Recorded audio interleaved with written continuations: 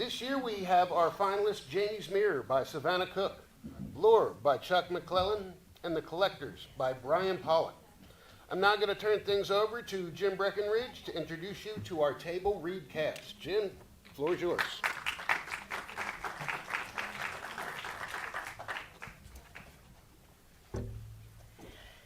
Thank you, everybody.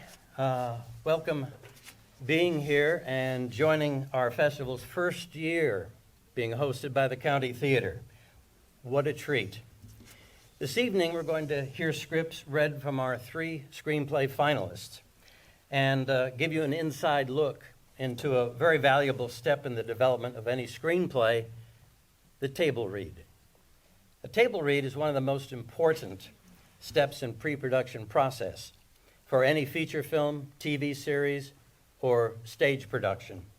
It offers the opportunity for both cast and crew to hear the play actually read out loud, and often for the very first time. So whether you're a beginning writer or an industry veteran, table reads provide valuable insights into a script's potential success, and writers regularly use them to help fine-tune their stories and sharpen their dialogue and make any necessary adjustments before it gets expensive and the camera rolls. A table read or read-through is simply an organized reading in a script in which the speaking part, the stage directions, and the scene headings are all read out loud, so we know where we are, who's speaking, and the action of the scene. So let's meet our actors very quickly. We'll be reading our first script. Peter Biscayr, Owen Corey, Matt Kiesling, Mary Hofstadter, Carter Harris, and Victor Rodriguez. And by the way, we must thank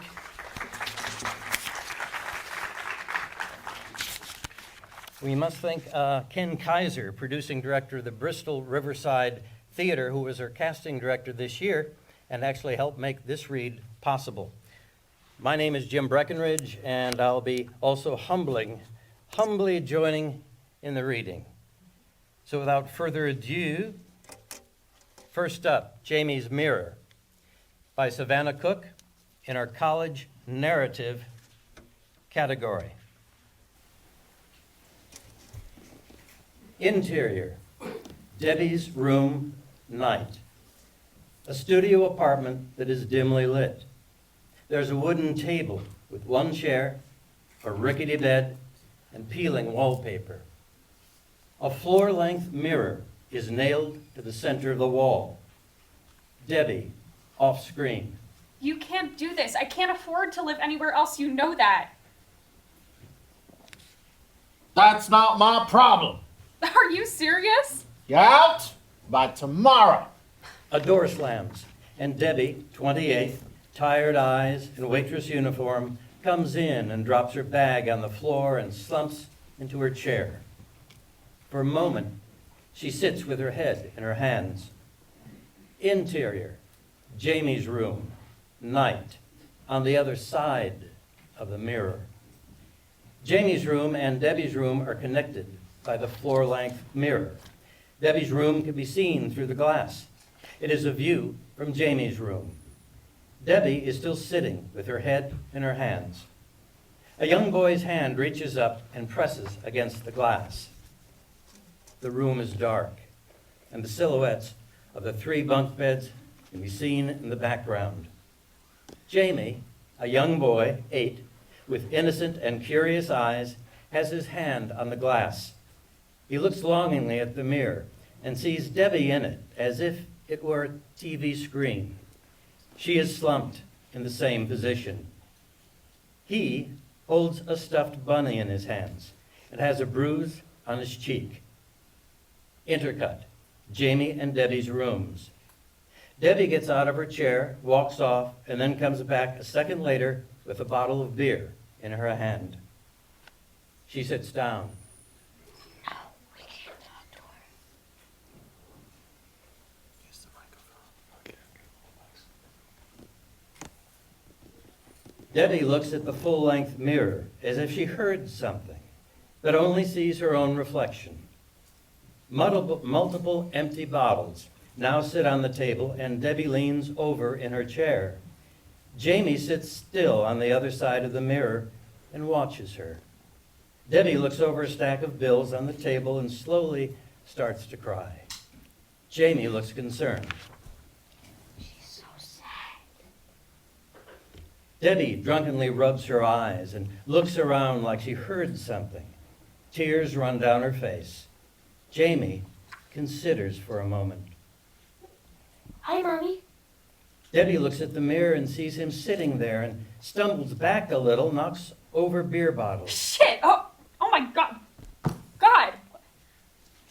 It's okay, Mommy. Mommy! Who the hell? I must be so fucking drunk. Will you talk to me? Debbie drunkenly trips backwards. No! Are you still scared? I never get scared. Are you drunk? One of the other kids says his mom only talked to him when she was drunk. I'm gonna get in so much trouble if Bus catches me. Who the hell is Bus?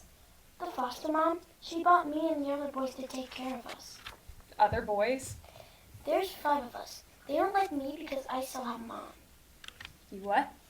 You. I see you every day, but Bus tells me not to talk to the mirror. She says she'll hit me if I do, but she already did today. She drunkenly smiles, but it quickly fades. Things are tough all over, kid.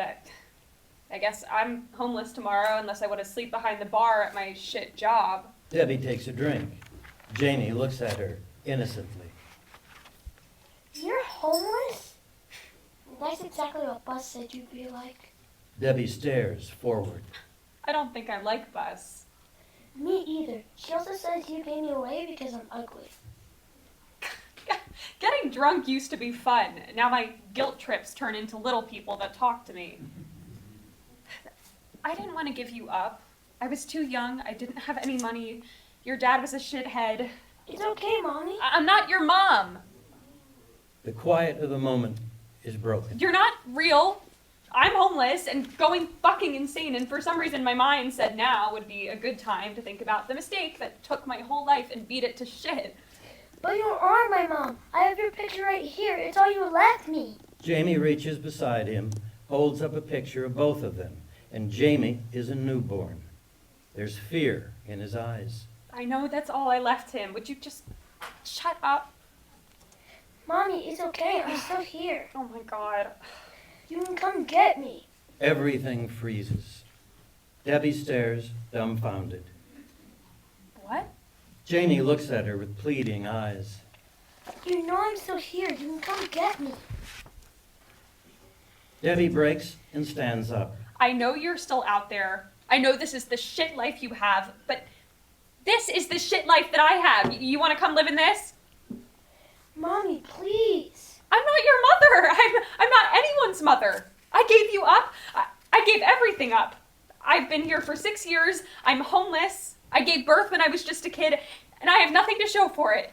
I lost you. Please. I lost you. Please don't leave me. In her drunken rage, she picks up a wooden chair and flings it at the mirror. The glass shatters, and on Debbie's side, the frame is empty. She stares at it, mortified. Interior, Jamie's room, immediately afterward, that night. The glass is cracked on Jamie's side. He looks in shock for a moment, then cries and bangs his hands on the glass. Come back. Mommy, come back. He sits back in utter shock. Footsteps come from the stairs. The door opens. Bus's silhouette cast on the floor, haloed by a hallway light. Bus, off screen. What the hell is going on? Jamie looks lost in fear. She's gone. What, is this about your damn mom in the mirror? Jamie shakes his head, tears streaming down his face. I don't have one. What? I don't have one. Bus's silhouette nods for a second. I'm glad. Are you finally done talking to the damn thing? No, I can't talk to her. Fade out.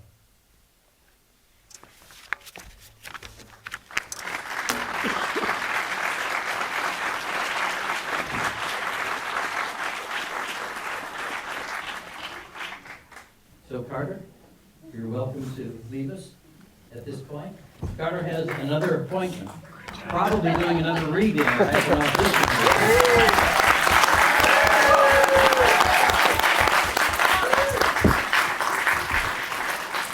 Thanks for being here. Our next screenplay today is entitled Lure by Chuck McClellan.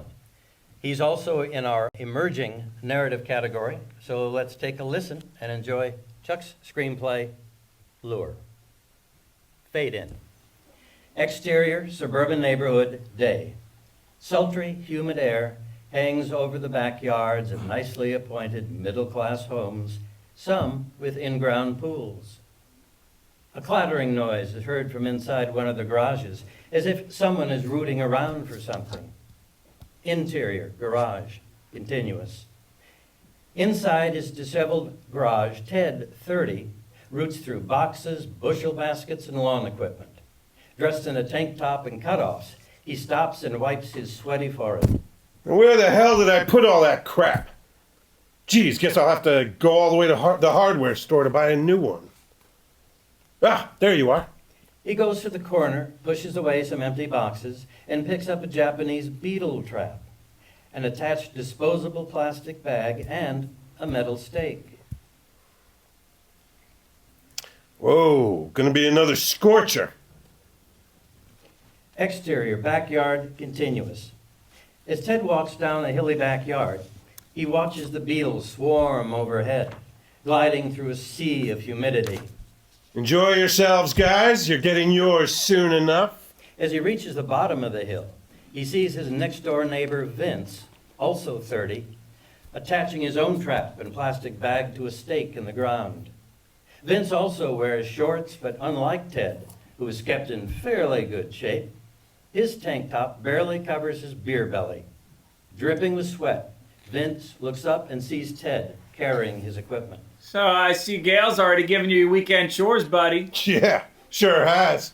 Gotta keep them pesky bugs off her precious roses. He spits. Same with Louise's precious gardenias. Like we don't already have enough to do. Yeah, like catch a game and have a beer. Ah, right you are. And what do our wives do while we're sweating our brains out here for them? They all go off shopping to some air-conditioned mall. We're here to do battle with these annoying beasties. Prepare to die, you maggots. Vince, they're beetles. Whatever. Without warning, a beetle suddenly dive bombs into Vince's matted hair. For Christ's sakes, get off me, you bastard! Finally, Vince manages to pluck the beetle out of his hair, breaks its back between his finger and thumb, then flings it away. Ted winces. Yeah, gross. You're telling me. God, they get worse every year, don't they? Now, where were we? Oh, right. You were about to set up your own battle station. He watches as Ted plants his stake, then attaches the trap and dangling bag. There, that does it. You forgot the lure. What? The lure. What? The sex lure. That's what attracts them. Damned if I don't. Guess I'll have to go all the way to the hardware store to after all. No problem, buddy. I got an extra one. Here, catch. Thanks. Put it on my tab. He pulls back the lid on the packet, attaches it to the yellow flanges on his trap. Woo! Forgot how powerful that smell was. Ah, the smell of sex. That's what drives those buggers bazoo. Speaking of which, you seen our new neighbor yet? Don't look now, buddy boy, but she's sunning her beautiful bod on her patio. What? He turns his head and looks up the hill. There he sees a sleek, olive-skinned woman basking in the midday sun, shimmering in the haze like some precious underwater gem just waiting to be picked up. His jaw drops open. Close your mouth, buddy boy, before the bugs start to drop in. Not bad, huh? Maybe we should go up and welcome her to the neighborhood. You know what I mean? I don't know. She looks awfully young. Look, if it's Gail and Louise you're worried about, they won't be back for hours. Come on, it'll be fun. Ted thinks for a moment as the sound of beetles plopping one by one into their traps fill the air. Okay. Let's go introduce ourselves. Attaboy. As they walk back up the hill, Ted pulls in his stomach, hoping he doesn't look as ludicrous as Vince with his beer belly protruding outside the bottom of his tank top. Exterior patio, continuous. As they arrive on the patio, Vince stumbles, causing the woman to turn and stare at them. Ooh, sorry, miss. We didn't mean to scare you. She doesn't look especially frightened to me. Hi, I'm Ted. And I'm Vince. We're neighbors, don't you know? Maybe she doesn't speak English. There's something foreign about her. Suddenly, the woman gets up and runs inside her house. Now look what you've done. You frightened her off. I don't think so. Look. The woman stands framed in the doorway, beckoning them with one hand, and then slips back inside. Oh, buddy, what the hell are we waiting for? Interior, suburban house, continuous. As they enter the house, the door slams behind them, plunging the room into semi-darkness. Hey, what gives? I don't know. Where's that woman? What's that smell? Smells like, Before he can finish, the floor underneath them starts to shake violently and then begins to open up with a loud bang. Ted and Vince try to hold on for dear life, Help! Somebody help us, please! but they begin to lose their grip on the slippery floor and finally plunging into the depths below. Ah! Interior pit, continuous. They land with a thud into the pit, joining fellow males, writhing in the smelly muck and screaming at the top of their lungs. Exterior, patio, continuous. The woman stands there, deep in thought, watching her species swarm around the traps the humans have set. Look at these fools. They were warned, but they still ignore us. She touches the muscles of her new face. But my transformation has been a success. Soon others like me will join in our war against humans. Soon we will be avenged. She lies down on the lounge chair, looks out, forms a human smile, and waits. Fade to black.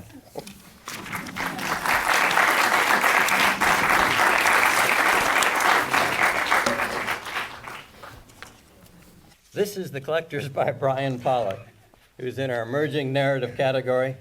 So let's all sit back or lean forward and enjoy Brian's screenplay, The Collectors. Fade in. Exterior, wooded road, dusk. The eerie sound of silence fills the foggy air of this desolate road. Headlights are seen far in the distance from an approaching van roaring closer. Noise from the van grows quickly. As it begins to pass, we briefly see the words, "The Collectors," written on the side door, and then off into the distance it goes. Interior, van, dusk. Now inside the racing van, we find Travis, a well-built male, late 40s, in the driver's seat. Travis was a former military tracker, now turned bounty hunter. Focused on the road, Travis glances at the steering column where he is scratching off a lotto ticket. The sound of heavy breathing is heard, and it seems to be aggravating Travis. He glances over to his right, where we see Carlo, an overweight male, 30s, struggling to breathe as he eats his sandwich, but unfortunately half of it is already falling on his messy clothes. Travis turns back to his lotto ticket as he scratches off the last numbers. Realizing he lost, he drops it on top of several other losing tickets laying on the floor. We hear Bug, short, creepy looking, in the back seat. Bug, off screen. You know, you are the sexiest prisoner I've ever seen. Travis adjusts the rearview mirror. We now see Bug sitting next to Laura Lee, skinny, young, who seems to look very innocent and unassuming. Trust me, I've seen a lot, but nothing like you, huh? The sound of heavy breathing is getting worse. Travis turns back to Carlo. Can you stop making those noises? When I eat, I have trouble breathing. That's your body screaming for you to stop eating. Hey, you know what? You should get that surgery. What are you talking about? You know, the surgery that makes you Not so fat anymore. What, a tummy tuck? No, the other one. Lipo. No, the gas pass thing. He's talking about a gastro bypass. You shut that whore mouth of yours, okay? No one asked you nothing. Travis fixed the rearview mirror to keep an eye on what's going on. Laura Lee lifts her hands as a gesture, sorry, revealing the handcuffs on her wrists. I was just trying to help. Oh, hell. It's just trying to help. You seem to need help. Nobody needs your help, okay? Bug puts You want to his- help me? Bug puts his hand around Laura Lee, slowly trying to lower her head to his lap. Why don't you lower down those pretty lips of yours and give me a little help down there? Laura Lee gives a devilish smile. Surely, I can help with that. No, ma'am, you will not. Guess you didn't read her full profile now, did you? Bug lets go of Laura Lee. I read it. She's a killer and a puta. So what?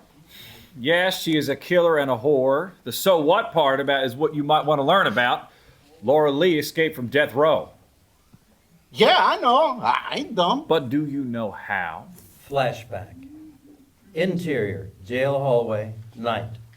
Laura Lee is kissing a guard, male, mid-50s, who's leaning against the wall. She was having an affair with one of the guards. Really made him feel special. Time and time again. So special he let up his defenses. Laura Lee takes off his gun belt and starts lowering her head out of camera as she pulls off his pants. And then, when the time was just right and no one else was around, just as she was making him feel special, Guard starts screaming. she bit his white bread Kentucky carrot clean off. Laura Lee stands back with her mouth covered in blood as the guard is ravaged in pain. Flashback ends. Interior van, dusk. And ate it faster than Carlo ate that here sandwich. Chomp, chomp. Bug stares at Laura Lee as she offers him an innocent smile. Before he could call for help, she slashed his throat and escaped out the back. That is one hell of a so what. So this pretty face did all that? You don't believe them, do you? Laura Lee smiles and then lunges at him with her mouth open, revealing her rotten teeth and bloody gums. A cocking gun is heard. Laura Lee looks toward the front to see the barrel of a gun being held by Travis, right in her face. Travis watches her from the rearview mirror. Now that might not be in your best interest. Why the hell do I have to listen to you? You're just a delivery man. You ain't my warden. No, I am not your warden. I am your captor, and you are my captured. Now, I was offered $100,000 for bringing you back alive. $75,000 if you are dead. $25,000 is a lot of money to lose, but it might be worth it to see your brains against that there back window. Not sure what to do.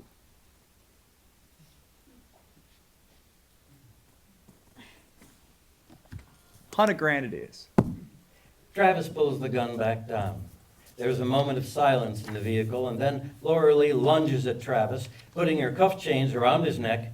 Travis loses control of the van as he turns back to fight her off. The van veers off the road, smashing into a tree. Exterior, side of wooded road, dusk.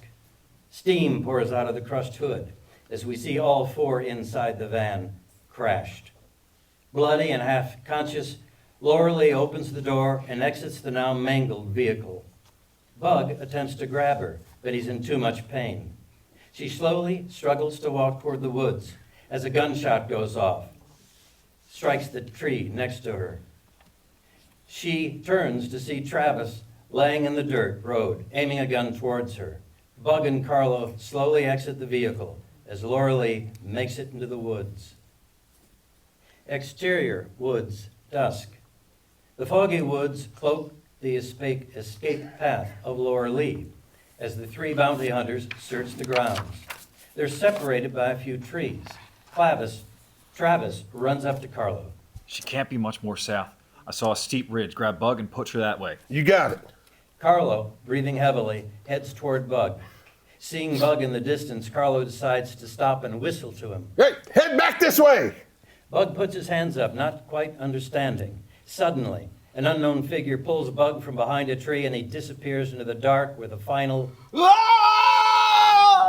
Laura Lee hears the scream echo through the woods. She starts to pick up her pace. Travis is watching her from a distance through binoculars as a hand grabs him from behind. It's Carlo. Bug is gone. What the hell do you mean? And what was the scream before? It was Bug. Something grabbed him and he A disappeared. man doesn't just disappear. Travis goes to look through the binoculars again, and Laura Lee is no longer there. God damn it! Head down the hill and I'll come back around the back way. The bitch is down there somewhere. And listen! Travis turns to face Carlo, and his speech is cut off. His face turns to stone cold scared as you hear Carlo being dragged away screaming. Laura Lee, who is hiding behind a tree, tries to break a branch into a usable weapon. She hears someone running behind her. Keeping hidden, she sees Travis pass. He turns quickly as he spotted Laura Lee from the corner of his eye. Stay back. I'll kill you. Laura Lee displays a long, sharp stick. Something is here, in these woods. Something unnatural. You ain't fooling me. I ain't your captured anymore. Get out of these woods. Save yourself. Travis starts running away slowly as Laura Lee looks on. Travis looks to head back up the hill. We see something behind a tree. No. No! A dark shadow grabs him, pulls him out of sight. Laura Lee watches in horror. She turns and runs up the hill. Exterior wooded road, night. She reaches the road as her running slows down. Finally, she comes to a stop, just feet away from the van. Her face confused as she sees Travis, Carlo, and Bug all dead inside. Looking toward her seat in the van, Laura Lee sees herself, bleeding profusely and gasping for air as blood comes out of her mouth. She slowly walks closer, scared and confused, watching herself slowly die. Now, inches away, Laura Lee sees herself look up out of the hunk of metal and gasp her final breath. Laura Lee stands over the van, looking in as a shadow grows over the van. Turning in pure fear, she encounters a dark, shadowy figure leaning over her. It is death, taking her soul away. Fade to black.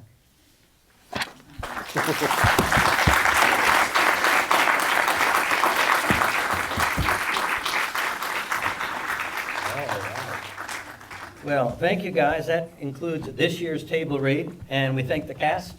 And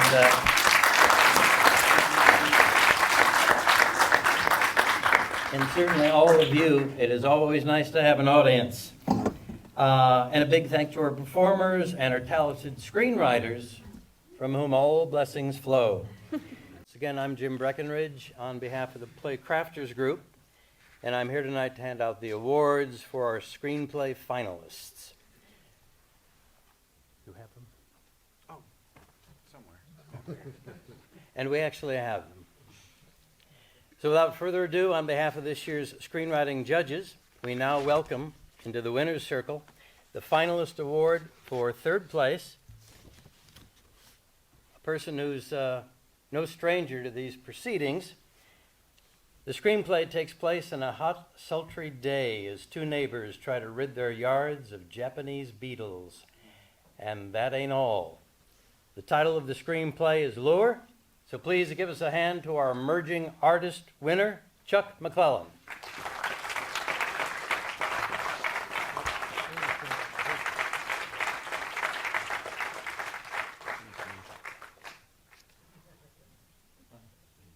Yeah, watch your slip there.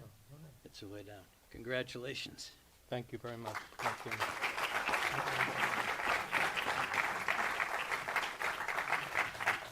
And now let us salute our second place winner.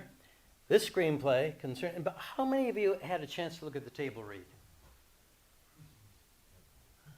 Some. I think that's rather a unique opportunity to actually sit in and see a table read of new scripts. I don't know of any other film festival that does it. They may. I'm not aware of any. Where was I? Second place winner. The screenplay concerns bounty hunters and their attempt to bring back their prisoner through a dark wooded road until the attempted escape brings them all to face their fate. The screenplay was written by Brian Pollock. It's entitled The Collectors. So Brian, if you're here, come on down.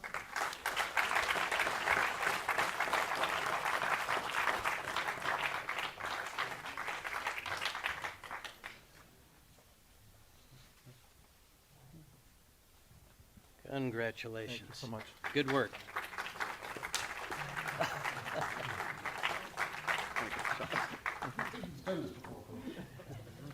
I like his style, yes. And last, I wonder who we have. Screenplay is entitled Jamie's Mirror, about a woman who confronts guilt she harbors for abandoning her son in an episode of questionable sanity and reality. So if Savannah Cook is here, we welcome you down to the winner's circle. Savannah?